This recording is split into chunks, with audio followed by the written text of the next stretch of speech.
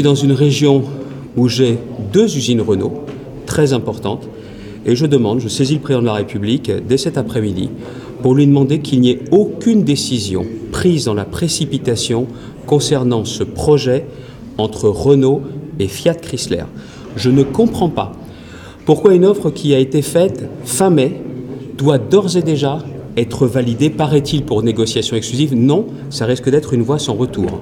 Il faut qu'on nous dise clairement pourquoi Fiat nous met à ce point la pression pour que l'on valide maintenant. Est-ce qu'il s'agit d'une fusion ou d'une alliance ? Le ministre de l'économie Bruno Le Maire a demandé un centre opérationnel, mais on va être très clair. Si c'est un centre opérationnel régional qui se situe en Europe, en France, les décisions, elles seront prises par un centre mondial. Donc, quelles sont les garanties sur l'emploi ?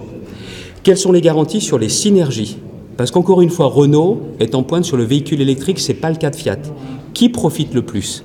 Et en plus, les accords qui ont été pris, paraît-il, pour 4 ans pour la gouvernance, 4 ans, ce n'est pas aujourd'hui ce qui nous intéresse le plus, c'est à 10 ans et à 20 ans.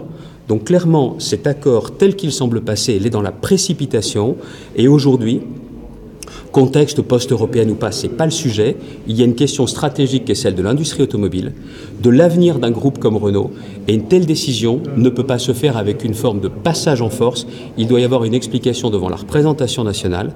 Et puis l'État, qui est actionnaire à 15%, doit clairement avoir son mot à dire. Ça ne peut pas se négocier uniquement entre les dirigeants de ces groupes-là. Renault n'est pas une entreprise comme les autres. L'automobile n'est pas un secteur industriel comme les autres. C'est une question d'intérêt stratégique.